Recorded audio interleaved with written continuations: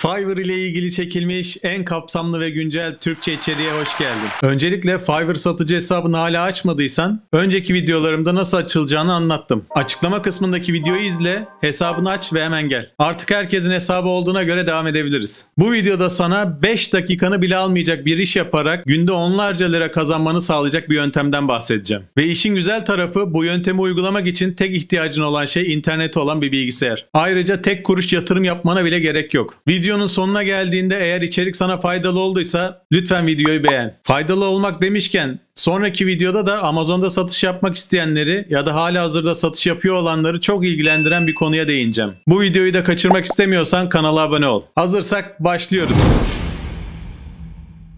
Fiverr bildiğin gibi bugün itibariyle dünyada freelance denince akla ilk gelen site. Bu site üzerinde müşteriler hizmet satın alıyor. Ben de sana yapılması hem çok kolay hem de çok talep gören bir yöntemden bahsedeceğim. Photoshop'la fotoğrafların arka planını silmek. Dur hemen yüzünü ekşitme. Kulağına çok saçma gelmiş olabilir. Bunu yaptırmak için kim para verir diyor da olabilirsin. Ama emin ol, bunu yaptırmak için sıra bekleyen insanlar var. Ve videonun sonunda sana Photoshop'ta çok basit bir şekilde bunu nasıl yapacağını da öğreteceğim. Hiç Photoshop kullanmamış olsan bile birkaç dakika içerisinde birkaç tıklama ile bir fotoğrafın arka planını silebileceksin. Ama önce Fiverr'da Gig dediğimiz satış ilanları nasıl açılır bir bakalım. Satıcı hesabını oluşturur oluşturmaz Fiverr seni bu sayfaya yönlendiriyor. İşte burası Gig dediğimiz ilanları oluşturduğumuz sayfa. Burayı istersen baştan sağma bir şekilde birkaç dakika daha yapıp da geçebilirsin. Ve Fiverr'da bir tek tıklama bile almayan o binlerce ilan çöplüğünde yerini alırsın. Ama sana bu videoda anlatacağım taktiklerle ilanını oluşturursan bir ilanı oluşturmak belki de 10-15 dakika sürecek. Ama o oluşturduğun ilan sana altın madeni olacak. Adım adım başarılı bir ilan nasıl oluşturulur başlıyoruz. Önce ilanının belli yerlerinde kullanman gereken anahtar kelimeleri bulman lazım. Bu anahtar kelimeleri ilanının başlığında,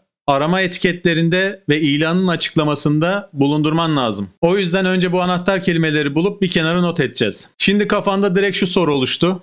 Anahtar kelimeleri nasıl bulacağız? Hemen gösteriyorum. İlk yöntem. Fiverr'daki arama bölümüne yapmak istediğimiz işi yazıyoruz. Arka plan silme işini background removal olarak aratıyoruz. Karşımıza bu işi yapan insanların oluşturduğu iş ilanları çıkıyor. Ve buradaki ilanların başlıklarına bakarak kullandıkları anahtar kelimeleri bir yere not ediyoruz. Buraya baktığımızda neredeyse bütün ilanlarda background removal kelimesinin kullanıldığını görüyorsunuz. Bu en önemli anahtar kelimelerin başı. Bu ilk kullanacağımız anahtar kelime. Bundan hariç siz de kendinize göre buradaki ilanlara bakarak 4 tane daha anahtar kelime çıkarın. Ben bu ilan için bu başlığı seçtim. Anahtar kelime olarak background removal kullandım. Dikkat çekici ve çarpıcı olması açısından 10 dakika içerisinde dedim. Ve yine beyaz ve transparan kelimelerini de kullanmış oldum. Bunlar da aramalarda çok kullanılıyor. Başlığınızı yazarken kelimelerin doğru yazıldığına emin olun. Bu başlık daha sonra ilanınızın linki haline de gelecek çünkü. Alttaki kategori bölümüne geçelim. İlan başlığınıza göre bu aşağıda size kategorileri tavsiye edecek. İçlerinden ilanınıza en yakın olanını seçebilirsiniz. Ama yine garanti olması açısından üstteki menüden de bakıp kontrol edin. Bizim seçeceğimiz kategori şu an için Photoshop Editing. Şu an için diyorum çünkü Fiverr kategorileri sürekli yenileyip değiştirebiliyor. Bu ileride farklı bir şeye de dönüşebilir. Doğru kategoriyi seçtiğinizden de emin olun. Metadata bölümünü yapalım. Arka plan silme işlemi yapıyoruz. Dosya formatı olarak da bütün hepsini seçebilirsiniz. Geldik arama etiketleri bölümüne. Background Removal seçiyoruz. Kullandığınız anahtar kelime eğer otomatik olarak tamamlanmıyorsa doğru bir şekilde yazdığınızdan emin olduktan sonra Enter'a basarak ekleyebilirsiniz. İlla otomatik tamamlanan kelimeleri kullanmak zorunda değilsiniz. Anahtar kelime bulma ile ilgili ikinci tüyomu da vereyim. YouTube'da ya da Google'da yapıldığı gibi arama bölümüne bir kelime yazmaya başladığınızda Fiverr'da size yazdığınız kelime ile alakalı en çok aranan anahtar kelimeleri gösteriyor. Biz de örneğin background yazalım, bakalım ne çıkacak. Gördüğünüz gibi burada background ile ilgili yapılan en çok aramaların listesi var. Ama biz zaten background removal'ı kullanmıştık. Başka ne türlü arayabiliriz bu kelimeyi? Mesela Amazon'da satış yapan insanlara biz bu hizmeti verebiliriz. Çünkü onlar satış yaparken ürünlerin arka planını beyaz yapmak zorundalar. Amazon yazdığımızda ise gördüğünüz gibi Amazon Listing Image diye bir arama var. Bunu mesela anahtar kelime olarak kullanabiliriz. Amazon Listing Image diyoruz ve Enter'a basıyoruz. Fotoğraf yazdığımızda fotoğraf editing en çok aranan kelimeymiş. Bunu da kullanabiliriz. Ben son anahtar kelime için de erase kelimesini kullanmak istedim. Erase yazınca da erase background kelimesinin arandığı görünüyor. Bunu kullanacağım. Böylece 5 tane anahtar kelimemizi tamamlamış olduk. Şimdi burada süper bir siteden bahsedeceğim size. Bunun linkini de açıklama kısmında bulabilirsiniz. Sitemizin adı searchvolume.io. Bu site sizin yazdığınız anahtar kelimelerin Amerika'da ne kadar arandığını gösteriyor. Ben Fiverr'daki anahtar kelimelerimizi buraya ekledim. En büyük hacme photo editing anahtar kelimesi sahipmiş. Ama işin ilginç tarafı en büyük hacme sahip bu anahtar kelime bize en çok müşteriyi getirecek olan değil. Çünkü burada ilk sayfaya çıkması ilanınızın neredeyse imkansız. Bize müşterileri getirecek olan anahtar kelimeler burada gördüğünüz 320 arama hacmine sahip olanlar. Erase background anahtar kelimesinin çok fazla kişi tarafından tercih edildiğini sanmıyorum ama arama potansiyeli neredeyse background removal'la aynı. Bu bölümde işimiz bitti. Bir sonraki sayfaya geçelim. Burada bahsetmeyi unuttuğum güzel bir uyarı geldi karşımıza. İlerleyemedik. Anahtar kelimeleriniz 20 karakterden uzun olamıyor. Biz de Amazon Listing Image anahtar kelimesini biraz uzun tuttuğumuz için bunu kaldırıyoruz. Bunun yerine Image Editing yazıyorum.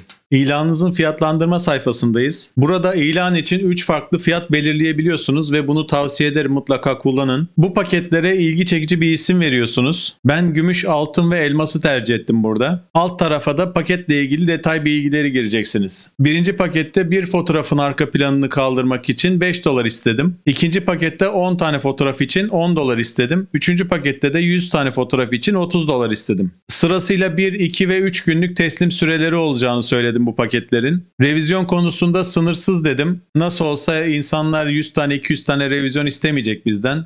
Bunu sınırsız demek bir avantaj. Burada bir tüyo daha vereyim. Kaynak dosyası yani source file dediği dosyayı en pahalı paketinizde sunun. Bu sayede bu paketi tercih etmelerini teşvik etmiş olacaksınız. Hem de ucuz paketlerde bu kaynak dosyasıyla uğraşmayacaksınız. Yine yüksek çözünürlük ve alttaki commercial use butonlarında bütün paketler için seçili olsun. Ekstra hizmetler bölümüne de standart ve premium paket için hızlı teslimat süresine 10'ar ve 20'şer dolarlık fiyatlarla ekstra paket sunabilirsiniz. Ve kaynak dosyasını isterlerse eğer ilk iki pakette buna da $5 ekstra isteyebilirsiniz. Kaydedip ilerliyorum. İlanımızın açıklama bölümüne geldik. Videonun başında söylediğim gibi bu bölümde de anahtar kelimelere yer vermemiz lazım. Rakibimiz olan diğer satıcıların ilanlarına bakarak burası için bir fikir edinebilirsiniz. İşinizi kolaylaştırabilir ama asla birebir kopyalayıp buraya yapıştırmayın. Bu hesabınızın kapatılmasına bile neden olabilir. Dediğim gibi rakiplerinizden ilham alarak açıklama bölümünü doldurabilirsiniz. Alttaki sık sorulan sorular bölümünü de boş geçmeyin. Aynı şekilde bunu da rakiplerinizin sık sorulan sorular bölümlerine bakarak bunlarda yapacağınız birkaç değişiklikle kendi ilanınıza koyabilirsiniz. Sonraki sayfada müşterilerimizden talep ettiğimiz şeyleri yazıyoruz. Burada müşterilerinizden metin dosyası isteyebilirsiniz. Çoktan seçmeli bir form isteyebilirsiniz. Ya da bir dosya yüklemelerini isteyebilirsiniz.